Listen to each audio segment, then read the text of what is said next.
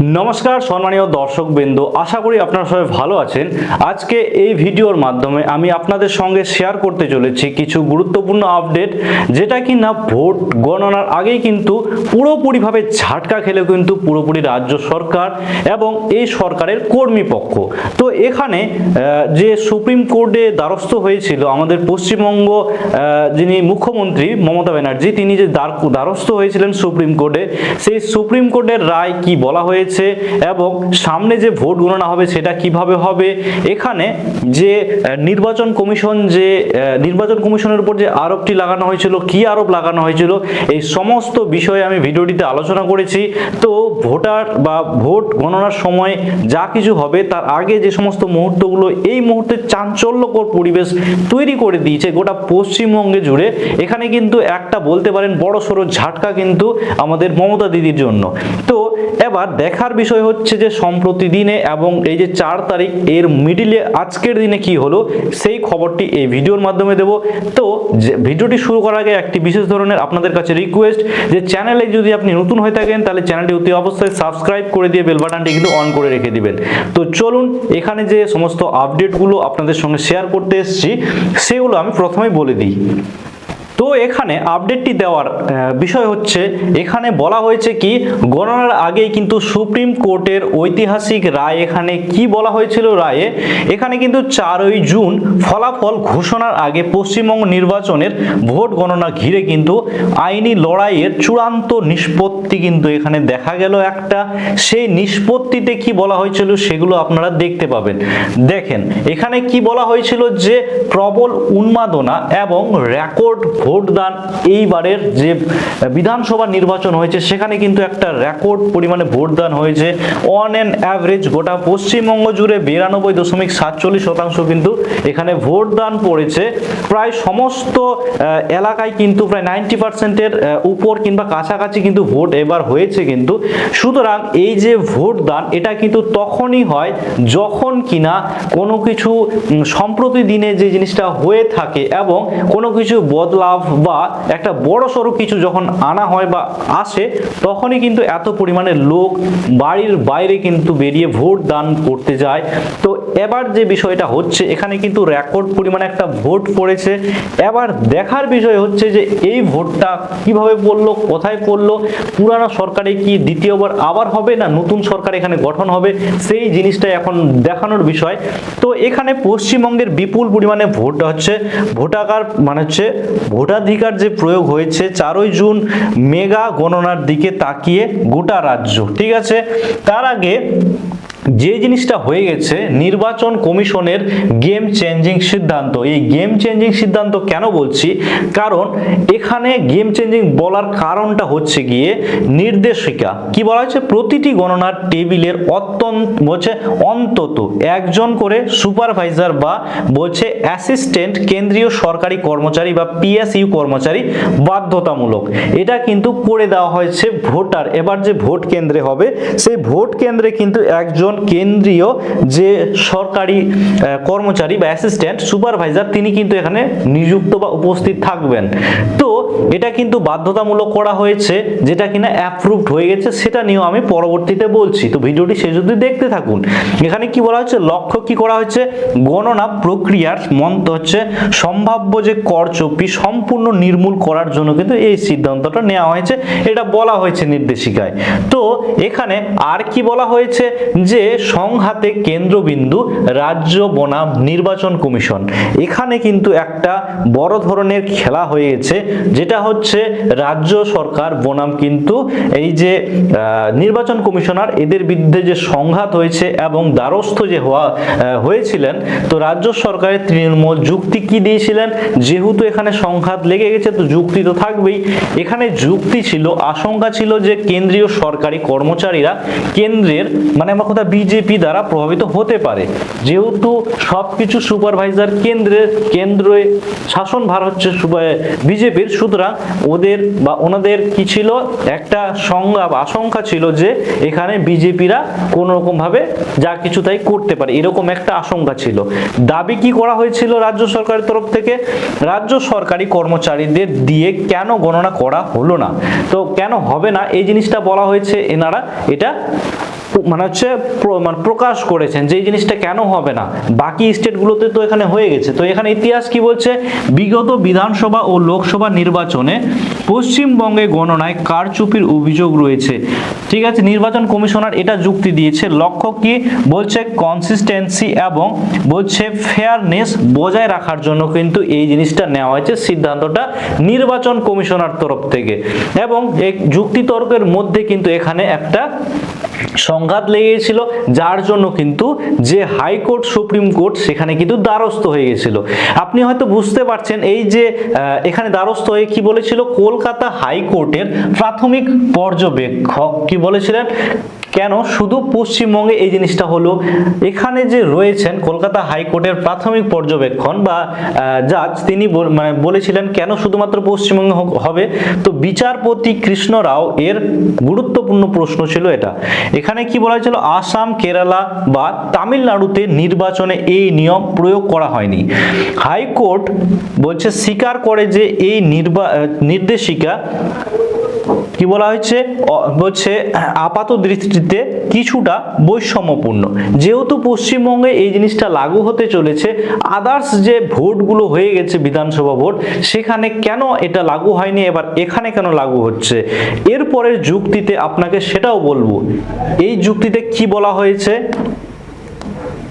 দেখেন, এরপরে কি বলা হয়েছে, এখানে দেখেন বলা কি হয়েছে, কেন একতরফা কারচুপির অসম্ভব। এখানে গণনা কেন্দ্রের হচ্ছে ব্লুপ্রিন্ট, এই যে গণনা কেন্দ্রের ব্লুপ্রিন্ট, এখানে কি হবে, এটা হচ্ছে গণনা কেন্দ্র, এখানে কেন এখানে কোনো রকম ভাবে কারচুপি হতে পারবে না সেটা এখানে বলা হয়েছে। কি বলা হয়েছে, যে মাইক্রো বলছে অবজারভেশন, যেটা হচ্ছে নির্বাচন কমিশনার নিযুক্ত, সেটা থাকবে একজন। আর কি বলা হয়েছে, বলছে প্রিজাইডিং অফিসার ও কাউন্টিং সুপারভাইজার একজন বসে থাকবেন। তারপরে কি বলা হচ্ছে, প্রার্থীর নিজস্ব এজেন্ট থাকবে, কেন্দ্রীয় সরকারি কর্মচারী থাকবে, ইভিএম, এগুলো সমস্ত কিছু জিনিস থাকবে। হাইকোর্টের পর্যবেক্ষণ গণনা শুধুমাত্র একজন অফিসারের হাতে থাকে না, এটি একটি বলছে সম্মিলিত প্রক্রিয়া, যেহেতু এটা নির্বাচন কমিশনার করবেন, কিন্তু এখানে সমস্ত একটা প্রসেসিং বা প্রসিডিওর অনুযায়ী যাবে, সুতরাং এখানে কোনো রকম ভাবে যে কারচুপি সেটা হতে পারবে না, সেটা এখানে তুলে ধরা হয়েছে। আর কি বলা হয়েছে, এখানে বলা হয়েছে নিশ্চিত হচ্ছে নিরাপত্তা কারচুপির বিরুদ্ধে ত্রিস্তরীয় বলয় রাখা হয়েছে, যাতে কোনো রকম ভাবে কারচুপি না হতে পারে। এখানে স্তর 1-এ কি রাখা হয়েছে, টেবিলে বহুমাত্রিক নজরদারি, স্তর 2-এ বলা হয়েছে সম্পূর্ণ সিসিটিভি সার্ভিল্যান্স এবং বলছে ভিডিওগ্রাফি। এবার তৃতীয় স্তরে কি বলা হয়েছে, স্ট্রং রুমে 24/7 কড়া নিরাপত্তা বলয় থাকবে, যার কারণে কিন্তু কোনো রকম ভাবে কারচুপি হওয়ার সম্ভাবনা এখানে কিন্তু নেই। এরপরে কি বলা হয়েছে, এগুলি নিরাপত্তা স্তর ভেদ করে একজন মাত্র কেন্দ্রীয় কর্মচারীর পক্ষে কারচুপি করা বলছে গাণিতিকভাবে অসম্ভব, তাই বলা হচ্ছে যে এখানে কোনো রকম ভাবে কিন্তু কারচুপি হবে না। এবারের যে এখানে যে নির্বাচনীটা হবে বা এখানে যে ভোট গণনা হবে সেখানে। আর কি বলা হয়েছে, এই যে জিনিসটা করা হয়েছে এখানে, যে নির্বাচন কমিশনের আইনি রক্ষা কবচ বা হচ্ছে সেকশন 19-এর এ, এই যে সেকশন 19-এর এ 1951 সালে লাগু হয়েছিল, এখানে জিনিসটা কি বলা হয়েছে, তো এখানে বলা হয়েছে representation of the people act 1951 section 90A। এখানে কি বলা হয়েছে, যে অবাধ, সুষ্ঠু এবং নিরপেক্ষ নির্বাচনের স্বার্থে নির্বাচন কমিশন প্রয়োজনীয় যে কোনো অফিসারকে নিয়োগ করার চূড়ান্ত আইনি ক্ষমতা রাখে। ঠিক আছে, এই যে চূড়ান্ত আইনি ক্ষমতা রাখে এটাই এখানকার প্লাস পয়েন্ট, এবং এর সূত্র ধরেই কিন্তু যে নির্বাচন কমিশন এখানে কিন্তু এই জিনিসটা চাল খেলে দিয়েছে, যার জন্য কিন্তু এখানে রাজ্য সরকার কোনো রকম ভাবে কিছু করতে পারেনি। তো এই জিনিসটা ঝাটকা লেগেছে পুরোপুরি রাজ্য সরকারের, এখানে বাজিমাত করে গেছে কিন্তু পুরোপুরি ভাবে কে, সেটা হচ্ছে ইলেকশন কমিশন। ঠিক আছে, তো ইলেকশন কমিশনের হাতে যেহেতু এই রাইটটা আছে, সুতরাং এই রাইটটা ওরা সঠিক উপয়োগ করেছে। হাইকোর্টের রায় কি বলা হয়েছে, যেহেতু কমিশনের এই বৈধ ক্ষমতা রয়েছে তাই আদালত এতে হস্তক্ষেপ করবে না। এখানে কিন্তু স্পষ্টভাবে বলে দিয়েছে যেহেতু সংবিধানের উপরে কেউ নেই, সুতরাং সংবিধান ধরেই কিন্তু হাইকোর্ট হোক সুপ্রিম কোর্ট হোক কাজ করে থাকে। তো এখানে যেহেতু লাগু হয়ে গেছে, সুতরাং এখানে হাইকোর্ট কিন্তু হাত তুলে দিয়েছে, যার জন্য কিন্তু এখন মুখ পুড়েছে বলতে গেলে রাজ্য সরকার বা রাজ্য কমিশন। এখানে তারপরে কি বলা হয়েছে যে সুপ্রিম কোর্টের চূড়ান্ত রায় হাইকোর্টের রায়ে সিলমোহর পড়ে থেকে গেল। এখানে কি বলা হচ্ছে, হাইকোর্ট সুপ্রিম কোর্টে আপিল করেছে, এখানে কোনো রকম ভাবে সুপ্রিম কোর্ট ইন্টারফারেন্স করেনি। আর কি বলা হয়েছিল, বেঞ্চ অনুযায়ী কি বলা, বিচারপতি PS বলছে নরসিংহ এবং বিচারপতি জয় মাল্য বাগচি এরা ছিল, এটা কি বলছে, রায় দিয়েছে।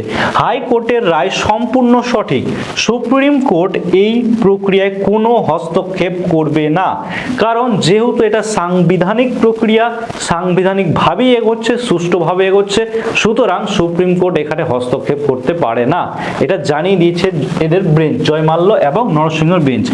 সময় সকাল 11টা, শর্ত কি, গণনায় বলছে গরমিট দেখলে কি রাজনৈতিক দলগুলো পরে হাইকোর্টে বলছে মামলা দ্বারস্থ করতে পারেন, এটা বলে দিয়েছেন সুপ্রিম কোর্ট, যে যদি আপনাদের দেখেন যে কোনো রকম ভাবে গন্ডগোল হচ্ছে বা কারচুপি হয়েছে, তাহলে আপনি পুনরায় হাইকোর্টে আপিল করতে পারেন বা দ্বারস্থ হতে পারেন, সুপ্রিম কোর্টে নয়। এরপরে কি বলা হয়েছে এখানে দেখুন, বলছে 4 জুনের জন্য এই রায়ের অর্থ কি, অর্থ হচ্ছে বলছে ক্ষমতায়িক বলছে কমিশন, নির্বাচন কমিশন তাদের নিজস্ব নিয়মে কেন্দ্রীয় কর্মচারী সহ পূর্ণ ক্ষমতায় গণনা পরিচালনা করবে, এখানে আর কোনো রকম কেউ ইন্টারফারেন্স করবে না 4 তারিখের আগে। আইনি বাধামুক্ত কি বলেছে, 4 তারিখের গণনার আগে আর কোনো আইনে স্থগিতাদেশ সম্ভাবনা নেই, কোনো রকম ভাবে এখানে স্টে লাগানো যাবে না, সম্পূর্ণভাবে সুষ্ঠুভাবে কাজ চলবে। অভিযোগ পরে যে কোনো অভিযোগ বা কারচুপির সন্দেহ থাকলে তার বিচার হবে ফলাফল ঘোষণার পরে, মানে ঘোষণার আগে আর কোনো কিছু হচ্ছে না। এখানে কিন্তু কেন্দ্র সরকার বা বলেন আপনাদের নির্বাচন কমিশন এখানে কিন্তু পুরোপুরিভাবে বাজিমাত করে দিয়েছে, এই খেলায় তো কিন্তু বাজিমাত হয়ে গেছে। এবার নেক্সট প্রসেসিং যে হবে সেটা কিন্তু 4 তারিখেই দেখা যাবে, এবং 4 তারিখে ভোট গণনার পরেই কিন্তু এটা নির্বাচন বা সম্পূর্ণভাবে প্রকাশ্যে আসবে যে কার কাছে কতগুলো সিট গেল, তারপরে কিন্তু সরকার গঠন হবে, এবং এই পর্যায়ে কিন্তু এটা কেউ বলতে পারে না যে এখানে এর কে কতগুলো সিট পাবে। এখানে যে এতগুলো যে এক্সিট পোল, এখানে কিন্তু সঠিক কেউই নয়, এরপরে গ্রাউন্ড রিয়েলিটি কিন্তু একদম আলাদা। এখন দেখার বিষয় বা সমস্ত রাজ্যবাসীর এটা অপেক্ষা করতে হবে যে 4 তারিখে এখানে কারা মানে তারা কাকে পছন্দ করেছে বা কোন সরকার গঠন করতে চাইছে, এবার দেখার বিষয় এটাই। আর এখানে কোনো কিছু হবে না, ইন্টারফারেন্স করবে না সুপ্রিম কোর্ট। হাইকোর্টে যদি রায় মানে আপিল করা হয় তাহলে সেটা গণনার পরে, আগে কিন্তু কোনো রকম নয়। সুতরাং এখানে কিন্তু রাজ্য সরকার একটা মানে হচ্ছে যে ঝাটকা সেটা কিন্তু পেয়ে গেছে। এবার নির্বাচন কমিশন তাদের মানে যে প্রসেসিং সে প্রসিডিওর অনুযায়ী আগে বেরোবে, এবং তারপরে বোঝা যাবে যে এখানে কি রায় হচ্ছে।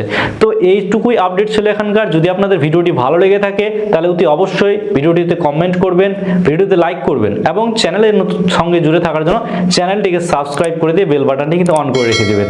তো এই ভিডিওটি এখান থেকেই।